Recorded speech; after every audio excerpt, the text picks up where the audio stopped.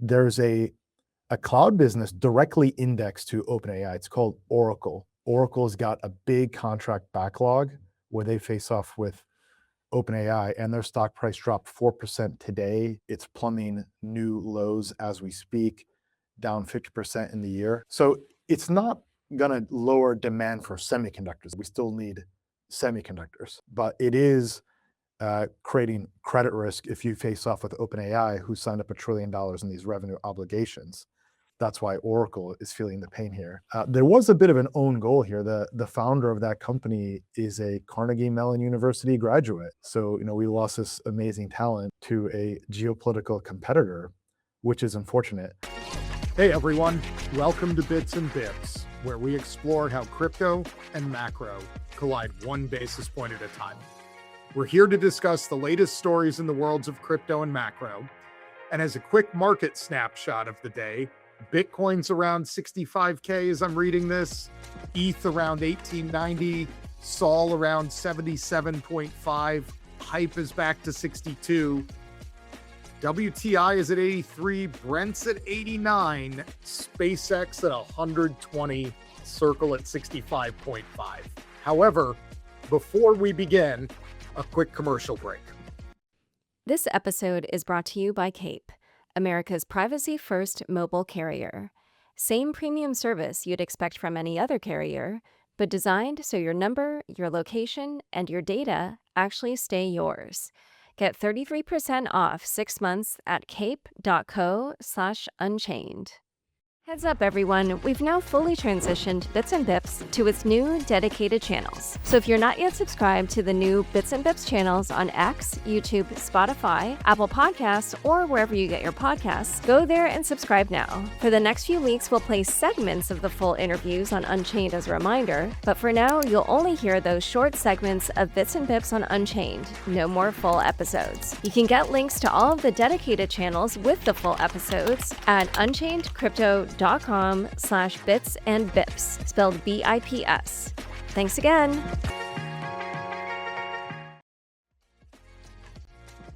All right, everybody, welcome back. As always, I'm your host, Austin Campbell, High Scholar of Zero Knowledge Group.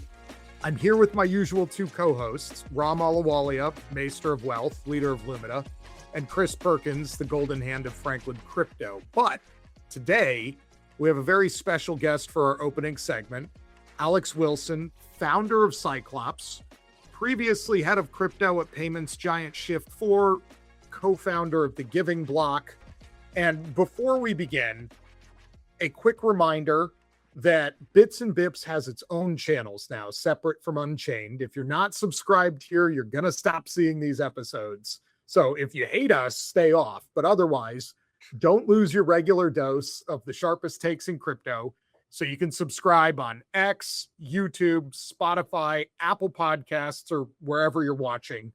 So every show keeps showing up in your feed. Now, today, we're going to talk about stablecoins first. But Alex, as somebody who's been an operator in this space and a guest on the show, can you give us a little background as to what you've done and orient our listeners as to why you're here? Yeah. Thanks for having me on, guys. And Austin, your intro was a good starting point. So this is actually my second stab at things, starting Cyclops. Back in 2018, started the Giving Block, where we help charities accept crypto and stablecoin donations. And you can imagine in 2018, telling charities to pay attention to crypto wasn't that easy. But we stuck with it, and we ended up working with most of the biggest charities and had really dominant 80-90% market share. That business really took off, and we sold it to Shift4 about 4 years ago. When Shift4 acquired us, that was really their first foray into crypto and stablecoins, and I became the head of crypto and stablecoins there. We stuck around for 4 years, which is actually, I think, longer than we probably would have expected to, because we really were learning a lot and really enjoyed it there. And so we built these different products for stablecoin settlement, for pay-ins and payouts, for the hundreds of thousands of merchants at Shift4. And then just about a year ago, we started Cyclops because we were pretty unhappy with all the solutions in the market. And we really wanted to build a company that was purpose-built for the payment space. So that's a quick overview.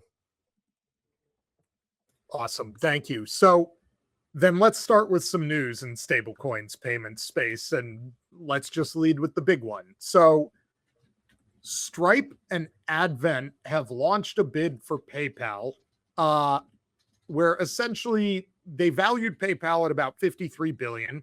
I think that's about a 28% premium over the close at the time, though PayPal has traded up from there. And this is Stripe's second run at PayPal, really the first serious one here. PayPal's board, as boards always do in these things, says the offer is inadequate and undervalues PayPal. You will never once, as a listener, hear a board be like, honestly, that's too much money. You have overvalued us. This is always what they say. And where we are is looking at this from the perspective really of distribution. PayPal has 400 million plus active accounts. Branded checkout is just a cash cow for them. It processed 1.8 trillion in 2025. If you bolt that onto Stripe's merchant network, they have a much more two-sided platform. So it's not a surprise this bid came out. At the same time this is going on, Visa is launching support for the Visa stablecoin platform, OpenUSD, support for USDC and USDG. That allegedly is going to reach 200 million merchants and 15,000 FIs. Visa settles 15 trillion annually. So let me start with the PayPal and Stripe dance. What do we make of that? What do we think of what Stripe is doing here and what this says about where the payment space is going as stablecoins put pressure on it? On my side, I think it's funny because I think the last time, Ram, we talked and I was on your other show, we were talking about private versus public valuations. Exactly. And that's, of course, a big driver of this. So I think Stripe is taking advantage of their private valuation being a lot stronger than the multiples we're seeing in the public markets. And ultimately, it's a good idea. Ram can probably talk more numbers on why it's a good idea from a valuation perspective and things like that. But I do think it makes sense, right? For as long as they can have such a premium in the private markets, they might as well buy up payments companies that are trading at, historically very cheap valuations right now. Yeah, I think you got it exactly right. The funny thing is normally you see liquid public markets firms using their currency to acquire private companies, which is exactly what happened with you in the Shift4 acquisition. But now you're seeing the reverse because VCs are trying to avoid mark-to-market. They can enjoy the management from that. And Stripe has maintained an elevation on its valuation despite public markets firms in the payments category correcting. So they're taking that private markets kind of funny money currency and using that to drive acquisitions of real businesses that have lots of free cash flow. I agree. It's a smart move on Stripe's part. So from the integration perspective, what have we seen over and over again in stablecoins? It's in any business, frankly, distribution's king. And Austin, how are you thinking about the integration with Tempo, with the potential distribution the distribution potentials with PayPal? PYUSD never really got off the ground and really never had that material product market fit. I always wondered why. They came to the table with distribution, and I think, maybe some of their public compliance held them back. Maybe they moved a little bit slower than others. But I guess, why didn't that distribution work for them, and how's it going to work for Tempo? So I think the first part, I'll start with some thoughts on PayPal, because this also relates to how they got here and why they're being targeted at this valuation. I think PYUSD has been a failure from a distribution perspective because PayPal didn't choose to make it succeed, right? And what I mean by that is you have a platform where you're holding an immense amount of user funds. You have them on your legacy ledger. And you could have, had you embraced stablecoins, had the second or third largest stablecoin overnight by actually embracing them, and they refused to do so. The other interesting part is until recently, which is when you started to see some degree of growth in PYUSD, they were only offering it to the people who least needed PYUSD, which was in the United States and at relatively small values. So not really usable for institutional trading. You could mint thousands to tens of thousands, which if you're, Cumberland or Wintermute, and you need hundreds of millions to crypto trade. Like, what are you going to do? Wait a year to ramp that up at those limits? So I think PayPal very much did the classic, call it early innovation thing of quote unquote taking the newspaper and putting it on the internet, by which they literally took their current product framework and put it on a blockchain. And that doesn't work on a blockchain. The blockchain demands are different. The needs are different. The customer types are different. The market opportunities are different. Like, Alex, I'll throw that over to you after I finish what I'm saying here. But I think what happened is PayPal chose to fail, as weird as that sounds, by just not evolving or iterating and kind of putting the old thing up there in the way that they were used to, Chris. Like, that was not really innovation in the meaningful sense. And that, I think, is the missed opportunity. I do know there were voices at PayPal who wanted to do significantly more. I don't know if it was the CEO. I don't know if it was the board. I don't know if it was risk and compliance, but clearly they could not get over the hurdle to actually do those things. And so when I look at this from Stripe's perspective, given that they've already integrated Bridge and they're starting to work on stuff out in the wild, I wonder if they're seeing the exact same thing I'm saying, like here, and being like, well, we'll just do that. Yeah, I mean, it's interesting you say that, because it's exactly what we see at a lot of these other big payments companies we're working with, where they they often get so frustrated, I think, these crypto teams internally, that they can't get much done, and so they'll take sort of whatever they can get. And often that's something that's really easy for the leadership to wrap their head around when they're not super crypto or stablecoin native. So they look for something really simple, but you're kind of set up for failure from the beginning. And for us, like, the biggest opportunities are much more B2B, like large transaction value, rather than, like you're saying, these small sort of consumer amounts.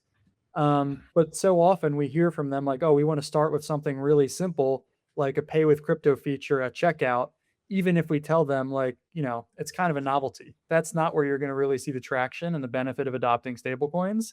But so many of them want to start there anyway. And then you're kind of stuck, right? Because then there's not great traction and they don't want to do anything else. When you have a legacy business model, it's oftentimes very difficult to adapt it, and move into a new space that's very uncomfortable for you. I think part of the challenge with PYUSD is its lack of, like, international accessibility and DeFi accessibility. And I think some of that was probably driven by some of the lawyers and the compliance folks who said, you know what, we got to protect the mothership, guys. Like, we can't take this kind of risk and bring this kind of scrutiny. And that was the last, that was the last cycle. I feel like things are different now.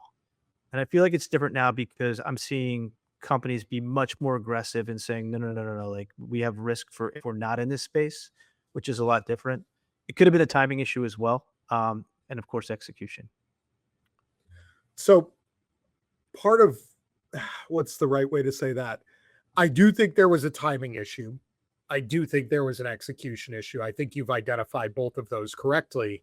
But I think Alex is right that there's an element of the innovator's dilemma here, right? That is to say, if we do these things, we risk disrupting our own business, so our teams don't want to do it. So we instead take the things we can get, and instead you just sit there while other people disrupt your business. And by the way, if you don't think that's happening to PayPal, go look at their stock price from like the early 2020s to present. And so you end up in this world where by not doing it yourself, you let other people do it for you.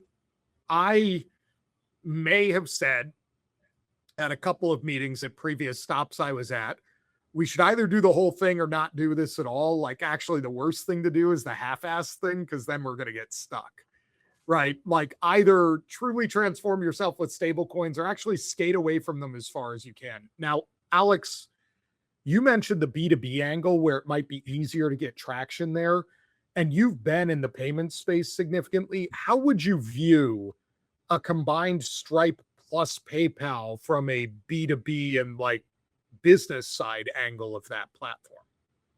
Yeah. Well, I think first of all, like, Stripe, out of all the payments companies, doing the best job when it comes to crypto and stablecoins, right? That's pretty obvious, I think, for all of us. I don't know how much of the PayPal stablecoin and crypto business they would even necessarily want to keep, right? I think they would stick to the newer things they've done with Bridge and Privy and the other acquisitions. And they would just refocus the priorities probably more around things like stablecoin settlement rather than some of, let's say, the consumer checkout products, at least when it comes to stablecoins. For the broader business, I mean, I think it's just more merchants that they can sell these stablecoins products and rails to. Ram, how would you look? All right, so say you're a PayPal shareholder right now. You've got Stripe coming. I agree to some extent with the public-private stock divergence, but I think it's also pretty clear that Stripe cannot buy PayPal with stock. Like, how would you look at this from a market's perspective? If you're like voting on a merger, what is going to move you one way or another? Number one consideration is price. At a certain price, there's a willing buyer and there's a willing seller. PayPal has free cash flow. That is attractive, and Stripe needs to show growth in free cash. PayPal's free cash flow yield is around 11%. As an aside, I'm not sure why you'd want to own sovereign debt when you find assets like this yielding 11%. And that's true for a lot of payments companies, by the way, that are on sale. So, Stripe can take PayPal's earnings, which are fetching a low multiple at 10.5 times, and Stripe can apply its higher multiple and cause a re-rate in their future stock price just by wrapping that earning stream. So it makes sense for Stripe. I think PayPal is just playing a bit hard to get. They've had a lot of headaches around this thing. Like a board member stepped in the CEO role. Payments and the payments competition is intensifying. It's an incredibly difficult category. I think they're holding out for a reasonable price, but there's a transaction to get done at the right price. Okay. So I want to move slightly on, let's call it, from just specifically talking about the PayPal angle here and think about the distribution battleground in general. Open Standard is coming. Mizuho has cut Circle to underperform with all of the competition. JCB, Japan's largest card network, signed an MOU with Circle.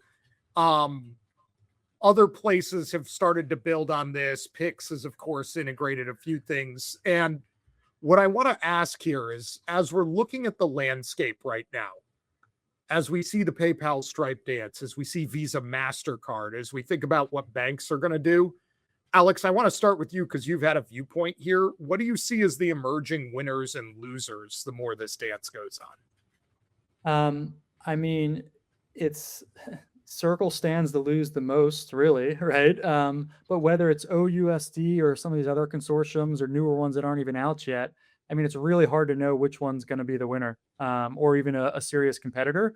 It's still just so early for OUSD and a lot of these other sort of bank-led consortiums, which do a lot of innovation theater, I would say, right? They have a fancy announcement, a lot of names, and then you really don't know for 6 months, 12 months, what's going to actually happen. But I do think at least the group they've assembled for OUSD is certainly threatening to Circle and certainly interesting, but it's going to be hard still. I mean, Circle's still got a lot of market share and they're pretty deep in a lot of these relationships. It's not going to be easy to disrupt them. I mean, they might have some new competition with OUSD, but I don't think it's so certain that they're really going to get disrupted very quickly. What about your alma mater, Austin? USDG, didn't mention that. So I think USDG is going to be a fascinating test case of what happens if you show up with your own installed user base in the first place, right? Because Circle, as we know, is not really deeply retail facing. They use Coinbase for that. And that's been a majority of their distribution. But USDG just showed up with a small company that has a handful of users called Robinhood attached to it.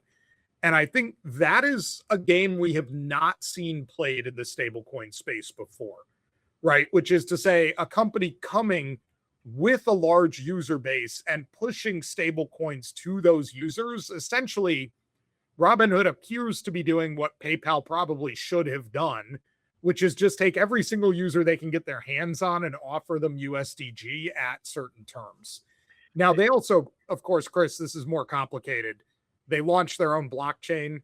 They have integrations with a lot of the major DeFi people, like the Uniswaps of the world, building on there. They have a whole earn product, right, where they're giving call it promotional 7% yield right now. So they've got a whole ecosystem push behind this to try to solve that circle problem of like, what do you do with the thing? And the answer is, well, they brought you the whole meal. So I think that's a business model we haven't seen. It's a reason why I'm actually optimistic about some of these broker dealers getting in, where if they really choose to do it, they have the product, they have the architecture off the shelf. You know, another good example, we haven't seen exactly where they're going yet, would be Fidelity with their stablecoin. Yeah, I think the USDG story is fascinating. If you want to come to my arcade, you got to use my token. The question that I want to see is, can I use that token at everyone else's arcade as well? And we'll see. Very familiar. This is a little bit different than the payments use case that we were talking about earlier. These worlds blend, but for the big exchanges, the big clearinghouses, stablecoins are now your net interest income, which is a core part of your business model. And I think everyone's looking at a stablecoin as, hey, that's my net interest income. And it's just a fascinating place to be. Now, does USDG transcend itself into a payments stablecoin? Will you see a difference between net interest income, collateral on my exchange, float, whatever, versus payments use cases? The same asset, really. At some point they'll be genius compliant. You can use them for everything. I personally think you're going to see massive consolidation. Anytime you have regulated industries, you will see consolidation because the take's going to get squeezed more and more and more, and then it's just about scale and size. Don't know who those 2 or 3 are going to be. Don't know if it's going to be regionalized. Yes, I think there's going to be certain cases where if you come into my arcade, you got to use my token, and people want to come to the arcade. I don't know. We're at the beginning of the story, fellas. Alex, who do you think's got a better shot? JP Morgan with their stablecoin, or a Tempo offering from Stripe, or like a niche specialized stablecoin provider? It's a good question. I mean, out of all the ones out there, I would think something like an OUSD has the best chance of at least appearing more neutral than a lot of the other ones. I think it's going to depend on how the governance really works for something like OUSD. But I don't know. We've seen a lot of these bank-related ones for a long time now, and they've never really gone anywhere, and they haven't really played nice with the outside world. So if they are willing to go in the direction of being more like a public blockchain and have some better interoperability, then maybe they have a chance. But until then, I'm pretty skeptical of the bank-led ones. And what's your view on Stripe and where it stands today? You know, they've got a blockchain play. They're doing more M&A. They were priced really richly in 2021. Like, what's your overall assessment on where Stripe is? Do they have more to lose, more to gain from where they are today? Yeah, I think they're just a different stage than they were, right? They're just a more mature business than they were a few years ago. So that's why they're looking at new areas of growth, I think, right? Whether it's M&A, going deeper into stablecoins and crypto. But I mean, I can really just speak to their crypto and stablecoin plans. Like, they're doing the best job by far out of any payments company. They're the only ones who I think are taking a shot at really trying to disrupt themselves before someone else disrupts them. And you got to give them credit for that. But I think they see where things are heading, and good for them for really making some serious bets there. That's the right answer to get an acquisition offer, sir. Acquisition offer from Stripe. So congrats there. I think It's all right. They're gonna have to wait a few more years before we're open to that. So I'll close out. Alex, I know you need to step off here, but we appreciate you taking the time, and everybody listening, please pay attention to what Alex just said. Disrupt yourself before others do it to you. Like, this is the key to getting out of the innovator's dilemma, spoken by somebody who's done this once already and is now doing it again. So, Alex, thank you for joining us here. For everybody else, we're going to take a quick commercial break and we'll be right back. Appreciate it, guys. If you hold crypto on your phone, your biggest vulnerability isn't your wallet, it's your carrier. AT&T, Verizon, and T-Mobile have been breached again and again, and SIM swaps are still one of the easiest ways for attackers to drain accounts. That's where Cape comes in, America's privacy-first mobile carrier. Same premium service, but Cape rotates the identifier on your SIM every 24 hours, deletes your call and text metadata after a day, and protects against SIM swaps with a 24-word recovery phrase that only you control. You also get 2 middle-to-end encrypted secondary numbers for banking and signups, so you stop handing your real number to every app that asks. Go to cape.co/unchained and use code UNCHAINED for 33% off your first 6 months. Heads up everyone, we've now fully transitioned Bits and Bips to its new dedicated channels. So if you're not yet subscribed to the new Bits and Bips channels on X, YouTube, Spotify, Apple Podcasts, or wherever you get your podcasts, go there and subscribe now. For the next few weeks, we'll play segments of the full interviews on Unchained as a reminder, but for now, you'll only hear those short segments of Bits and Bips on Unchained, no more full episodes. You can get links to all of the dedicated channels with the full episodes at unchainedcrypto.com/bits and bips, spelled BIPS. Thanks again. All right, everybody, welcome back. Let's talk about stocks. So there has been record US equity issuance, which is often a late cycle tell. And the SpaceX IPO, is that the round trip poster child? It's already back below its 135 IPO price. It's trading slightly under 120 the last time I checked before this show, meaning about 1 trillion of market value is gone from the peak where it had traded up significantly right in the first days after the IPO. What's going on underneath here? The AI CapEx boom is soaking up cash that companies would otherwise use to buy back their own stock.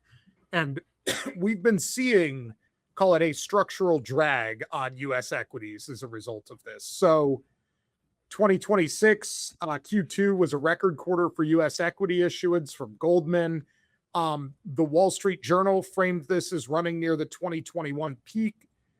It's one of the highest levels on record. The last comparable extremes were 21 and then 2000. So SpaceX did the round trip that we just talked about. Securitize had originally jumped and now has fallen down from there as well. So Ram, I want to start with you on this. We're seeing record issuance. We're seeing buybacks being crowded out. Are we seeing late cycle top signals here? What is going on? This isn't late cycle top signal. This is what happens after you have a couple events, one of which you pointed out which was a SpaceX IPO. But you had other events that were taking place also. The bicentennial is one of these mini euphoric moments. People get really excited and then they get less excited afterwards. Same thing happened after Trump's inauguration. If you remember, he was talking about nuclear, space, rockets to the moon. You had this little mini euphoria and then some weakness after. You also had Kevin Warsh, which had his first press conference, and he led with the more hawkish tone, which he has to instill credibility. So you had a lot of things going on at the same time. And the other, which really popped the bubble, was Micron earnings. Like one day after Micron's earnings, you started to see deflation in the semiconductor category, which had an extraordinary momentum run up. On the issuance, it's not excessive yet. Like the pace of issuance is still considerably less than what we saw in 2021 with all the SPACs and the IPOs. You still have reasonable deal underwriting. Like I'm not going to go buy SpaceX stock. It is overvalued. It's still low float though, so it hasn't unlocked onto the market yet. So that can't be the driver. I think it's all of these events together. And then of course you've got the post-July seasonality that's showing up now. You are seeing rallies in quality stocks like ICE, which I own, in Broadridge, which I just bought today. Insurance companies are making a comeback. So it's really a weakness in these year-to-date high momentum categories, which sucked up so much capital and attention. And now that's released and flowing into other categories. I saw an article in the Wall Street Journal today about this 19-year-old kid who said he sold Microsoft and NVIDIA and he wanted to buy quote unquote aggressive, quote unquote high growth stocks, names like in quantum and space. Like that's what's happening. That kid's probably not making the best decision now.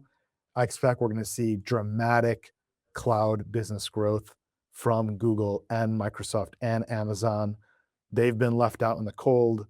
I expect their CapEx decisions are in fact productive, and there are opportunities in the quality parts of the market. Another interesting one I've seen on that angle has been the recent performance of Apple. Right. ROM is one of the companies that essentially did not burn a bunch of cash on AI and instead can just, continue buying back stock. They seem to have let everybody turn right and continue like going down that road and just continued on the path they were staying on. What do you make of that? You're correct. I would say this, Apple's navigated it quite well. I mean, Tim Cook, who's handed the wheel and his job was not to mess it up. He bought back stock, had good capital allocation. He actually cut CapEx by scrapping Apple Car. He didn't blow a lot of capital on building the super AI Avengers team like Meta. Didn't spend a bunch of money on data centers. They did a deal with Google Gemini around how to reinvigorate Apple Siri product. So they did it in a capital efficient way. It's very, very thoughtful approach. I would say this on Apple is that it's now at a 35 times forward P. The last time we saw this was in August 2020. It's rarely been this pricey now. I doubt there's much upside left in Apple from where we stand.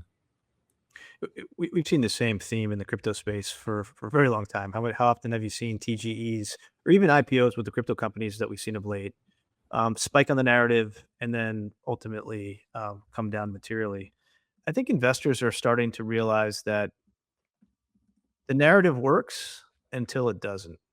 And I think you're seeing some just cyclical factors now where you believe and you believe and you believe, and then all of a sudden it's like, okay, that press release was amazing. I love the storyline, but let's get down to brass tacks. Ultimately, investors need to focus on fundamentals, and that's what will prevail longer term. Look, the economy is doing pretty good right now. We saw much softer CPI last week, softer PPI.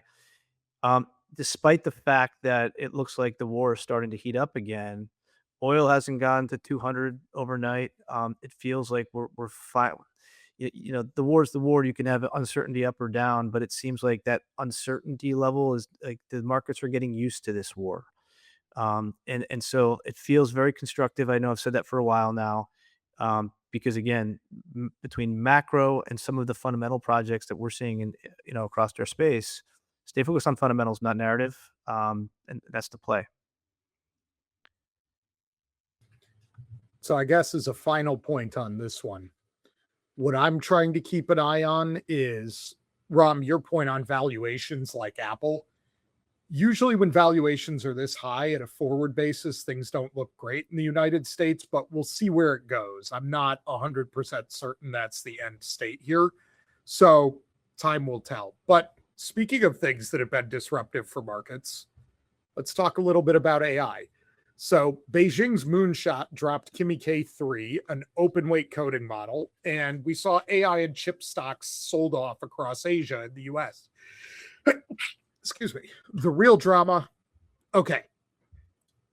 This is the second case of cheap open weight Chinese models pressuring the US labs moats. We all remember DeepSeek. Questioning the scarcity thesis, given all the hundreds of billions of AI capex.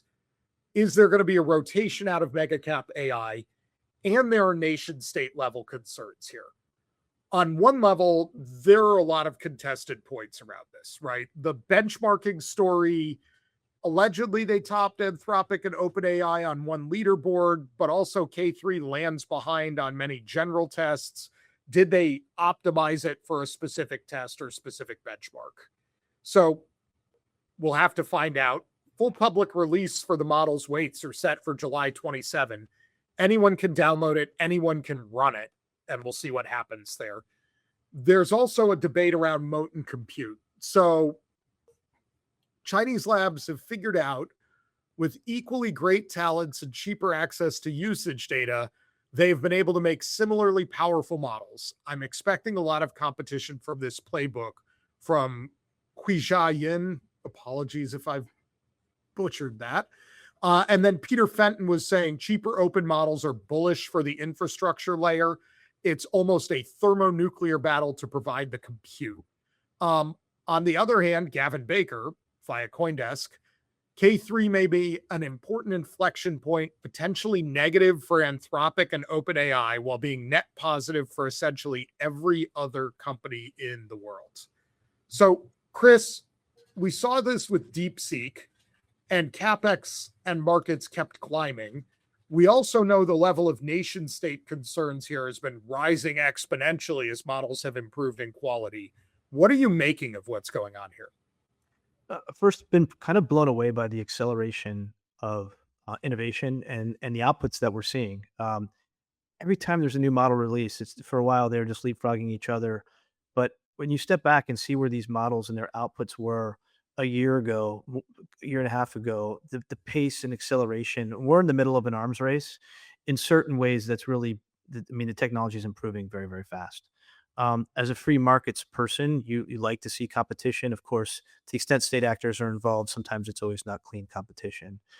Um, I think it's just fascinating how the Chinese have gone open source, which is not normally their tact, and they're doing so because they have to. And the fact that they're able to create innovation in an environment where they don't have the compute tends to result in outputs that are highly optimized for what they're good at. And so I think there's a lot to learn. Look, and I think America across corporations, they're grappling. They're like, damn it, these token costs are so expensive. I mean, I'm seeing that in real time across the companies I deal with. It's unsustainable. And so to the extent that this puts pressure to optimize, like this is not a usable technology if it blows through your tech budgets. We're already seeing rationing in many places because of the expenses here.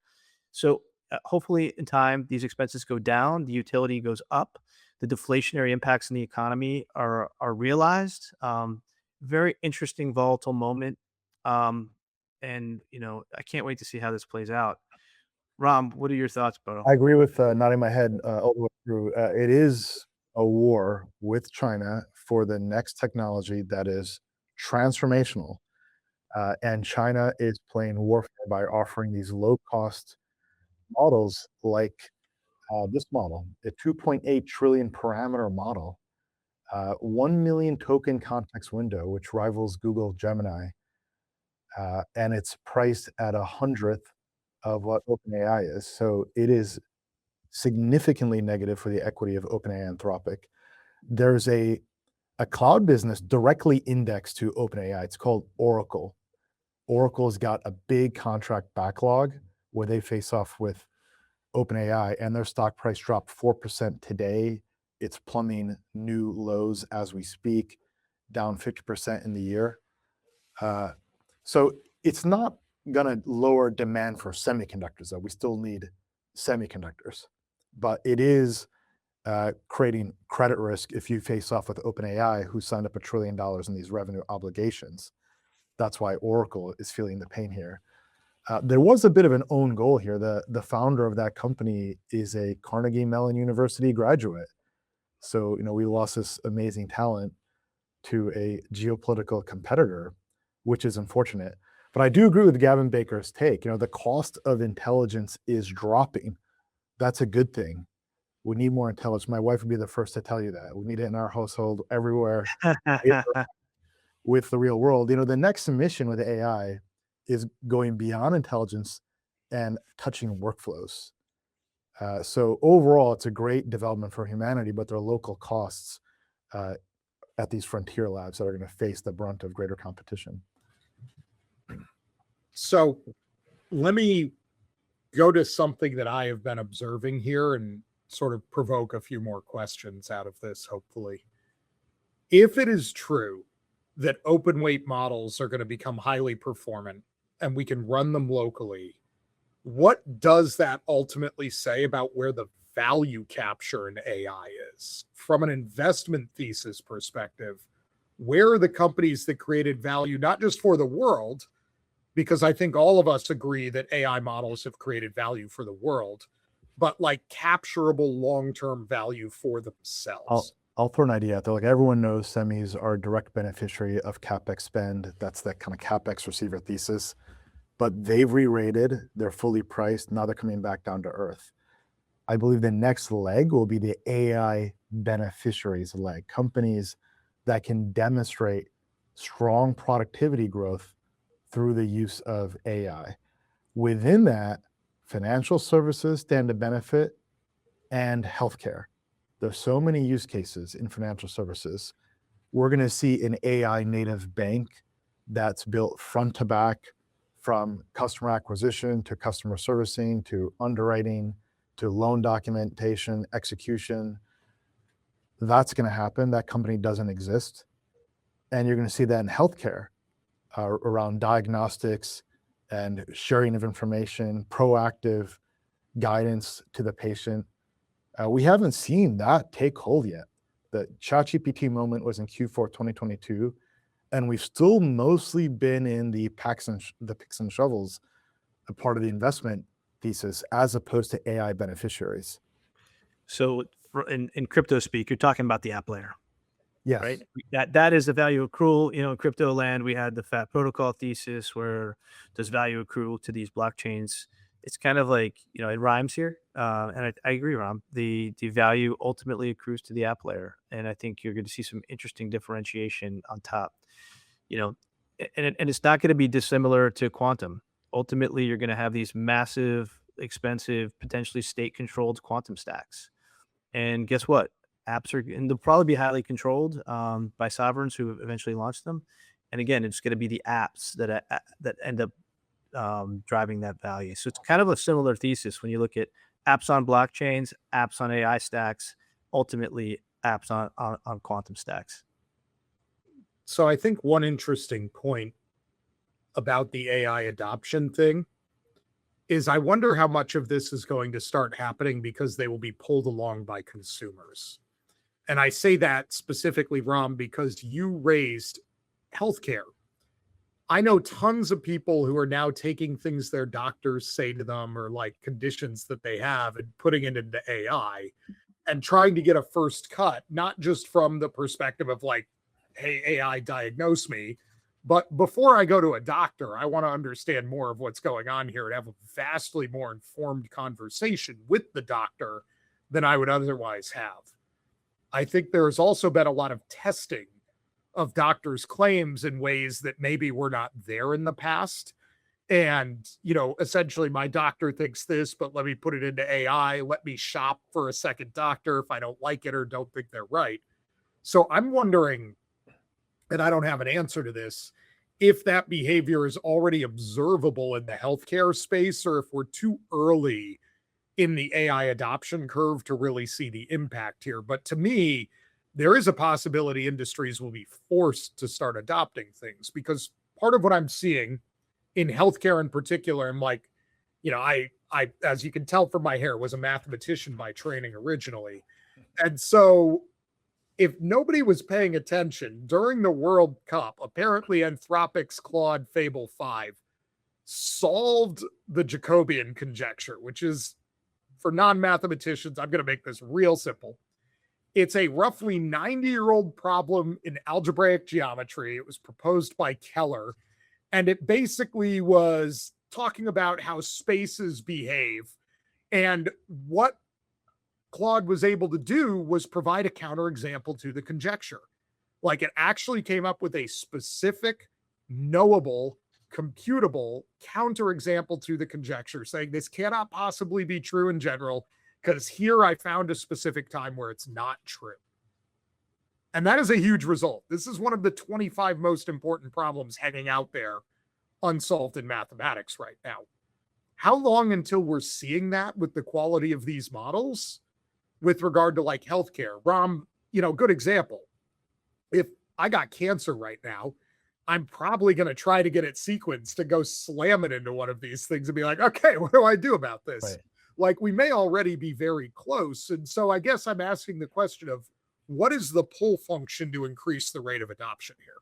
Well, a doctor's using AI now for diagnostics. Doctors can get the skill level of like House now, right? So it has powerful diagnostics capabilities. So I think that's there, but we still have so much more to go. Like, the promise is still ahead of reality. Even now with the latest models, there's still opportunities for these models to improve. And the Jacobian conjecture, it's a great accomplishment for math, but what real world impact does it have?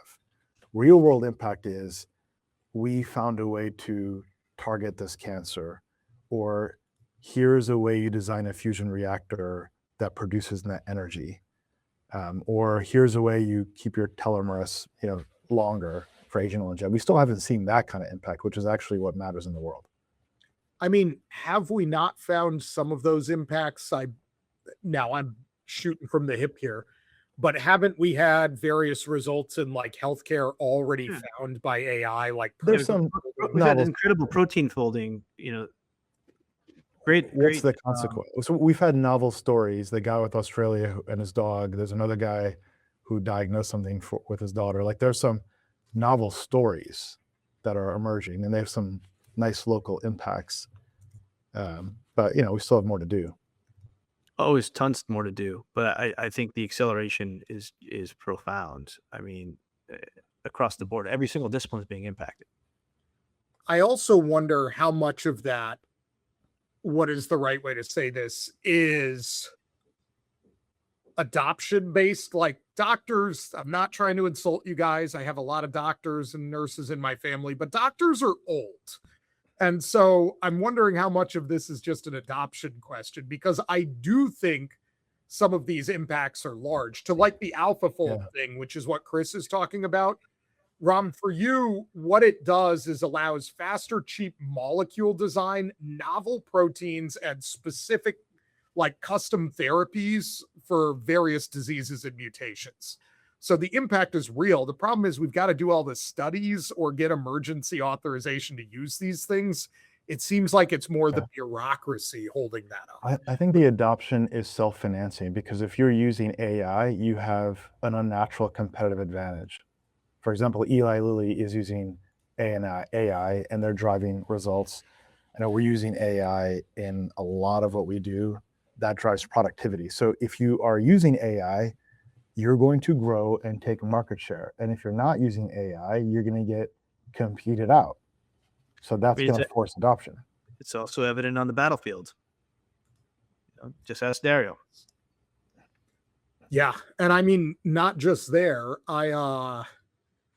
As I've been observing this, right, like the battlefield iteration, as we start looking at the nature of warfare, if you look at what's going on with the front lines with Ukraine pushing Russia back, largely using almost entirely a drone-based strategy, some of which are human piloted, some of which are probably AI like piloted, even if only over short frames right now. I think we're seeing more and more of that iteration. Like today, all right, it's a cartoon, so let's not get overexcited here. But did either of you guys see the Anduril ad that dropped on X today? Not yet. All right.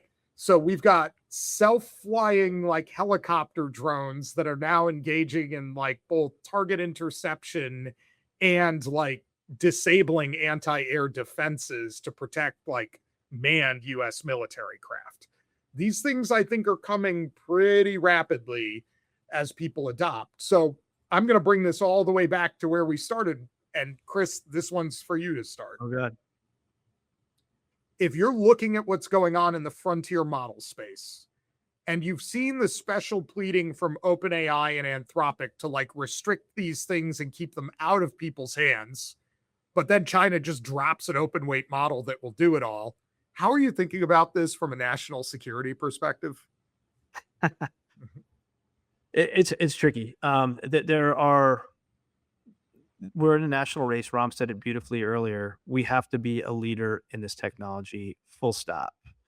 And we also have to build in the controls and at the end of the day, your technology reflects your ideals, and we need to make sure that it powers our ideals and isn't used to change our ideals or go in the opposite direction of our ideals. So look, we have to accelerate. We have to be able to outperform our adversaries on the battlefield.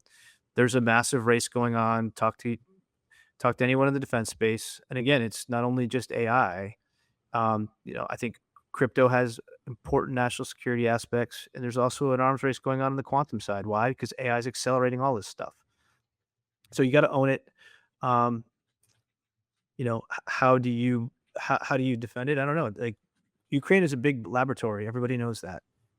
Lessons are being learned every day, and it's a very, very dangerous world. But we have to really accelerate these technologies to understand them and to win. Ram, what do you think? Yeah, no, I agree. I think you just need policies to embrace and advance AI.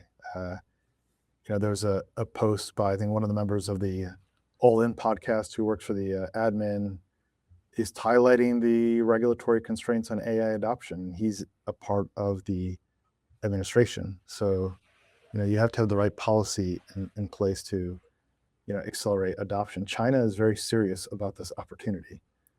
The United States has the edge on capabilities, but there's a lot to do. And as we discussed earlier, the promise is significant. The potential for human impact is significant and positive. In finance, we found that lit, predictable, regulated markets attract a lot more liquidity because there's controls, there's a common set of rules, and that's where we found the most success in finance. In AI, there's a lot of concerns about sharing your information with some of these Chinese models. If they, is regulation going to be important? Yes, the right type of principle-based regulation will be, because if you have models ultimately that you can't trust or hallucinate, or you can't trust your data, I do think a thoughtfully regulated principles-based industry wins. That based on my lessons in finance, but it's a different industry. Maybe I'm wrong. So I'll give a point here on how this is so complicated. Pulling up some quotes from David Sachs right now on Twitter. One, Kimi K3 just fixed 15 critical security bugs that Codex and Fable refused because of, quote, cyber guardrails. There's no reason to limit American models on tasks that Chinese models handle without issue. We're only making ourselves less competitive. Following tweet. Here's another example. Hugging Face tried to use American frontier models to analyze an AI-powered cyber attack, but the guardrails blocked requests containing real exploit payloads, so they switched to GLM 5.2 running locally. The guardrails actually impaired defensive security. And I think this gets to the point that both of you are raising, which is there's no way out of this race. It's going. You could choose not to run, but that doesn't mean the race isn't happening. The race is still happening. You just chose not to be involved. Yeah. All right. So to get to our final topic, where people also may or may not be choosing to not be involved, the Clarity Act. So Chris, all right, you and I have both been hearing things about clarity today. I think let's start with the framing. Senate is on the clock. They go into recess first week of August. They need to get things moving if they want to get anything done. Once people get back from recess, I'm skeptical anything happens because of timing, must-pass bills, and the fact that a lot of them are going to be campaigning. So it's hard to get the votes. I think we agree this is the critical window. Yeah. So I'll ask you, where do you see the bill right now? I think we're going to get one shot on goal. And what I'm hoping to see is a vote. Hearing prediction markets are pretty much given up at this point. I think they're in the 30s at this point, maybe even dropped closer to 30. They've given up, but I don't know. I feel like there may be a comeback on the horizon. I remain hopeful because it's the right thing for the country. And a lot of these politicians will, things get weird towards the end. We all know that. And I hope in the end, even Senator Warner, who's a Democrat, had some generally positive things to say recently. So ethics is where it's at. And will ethics ever be good enough for the Democrats vis-a-vis the president? No, they're going to continue to want to push it. But I'm very hopeful that we get something that's palatable. Because do you really want to be an individual who's heading into a very, very, very tight midterm race? And you're on the raw and you vote against something that sets Fair Shake and the crypto folks off. If you're Schumer right now, you've got one thing on your mind, and that's how do I get a majority? How do I wrest back control? And it all comes down to that electoral calculus. That's why if we get something to the floor, we get a vote on the books. That's where that electoral calculus comes into play. That's what I want to see. That's our best shot for succeeding. There were a couple of paths where we would have had a couple shots on goal. I think we're down to one. I want to see it come to the floor. So I'll say I agree on the one shot on goal framing. We're going to get one good chance at this, and that's really all we're going to get given the timing. That's certainly true. I think you're right that ethics is where the rubber meets the road. I want to be clear and say the following. I think the BRCA, there's a place to get to yes from the Democrats on a bill that is actually good. I think as they've gotten more up to speed on it, they've realized some of the lines they were being fed were probably not totally accurate. If you look closely at things like Tornado Cash and the DOJ and FinCEN literally disagreeing with each other, we do need clarity on how these things work, pun not intended. So I think that's solvable. I think on the yield compromise, if I'm being honest, the big banks have alienated so many people now, they've just moved on. Like, that's over. Dude, they haven't moved on. They want clarity. They want clarity badly. Well, now they want clarity because they've realized if they don't get it, they're stuck with Genius, which is even more permissive than what they were. More than that, though, Austin. They want clarity because of federal preemption. They do not operate well in state-regulated things. See Illinois slapping a transfer tax that doesn't work on crypto, right? They want federal preemption. They're gonna press the throttle down. We get this bill, you're gonna see banks come in. We get this bill, you're gonna see Basel start looking better. And then once we have bank liquidity, it's a brand new world for crypto. And to the electoral math, I actually think one of the things that could be helping the bill that people have not thought about is how badly the Democrats seem to be doing picking functional candidates in Maine and Michigan. By which I mean, if the Republicans are looking at it and being like, we like the territory, we're going to play offense, not defense, they may force a vote for that exact reason. I think the key to getting it through is going to be, can we get an ethics provision that is stiff enough that the administration probably doesn't like it, that the Democrats will vote for, but is not so stiff that somebody is going to throw their body in front of it to stop it. There is some sort of pivot point there. And to me, Chris, you tell me if you disagree, I think that efficient balance is probably forcing the Trump family out of their crypto endeavors, but without punishing them for things they did before the ethics guardrails were in place. I haven't seen the text. I know blind trust will have something to do with it. Yep. You know, you hate to have individuals specifically targeted for any political reason whatsoever. It needs to apply to both sides. I hope they compromise. And then if we have something good on the ethics side, well, let's adopt it for every other market because we have equal problems there. I was going to say that may be the other playback from the Democrats that I do think would be helpful is, you know, if Congress people can't run individual like crypto projects, why are they trading individual stocks? All right. Yes, sir. So on that note, we will know in a couple of weeks whether clarity is going to move or not. But for this week, today, we are out of time. So thank you, as always, for joining us for Bits and Bips. One last reminder before you go, Bits and Bips has its own channels now. The old feed won't carry these episodes anymore. Subscribe so you don't miss a single one. Now, thank you for joining us. We'll be back in 1 week to discuss more about how the worlds of crypto and macro are colliding. Until then, everyone. Thank you for watching and hope you enjoyed this episode of Bits and Bips. Just remember, nothing we say here is investment advice, and please check unchainedcrypto.com/bitsandbips for more disclosures.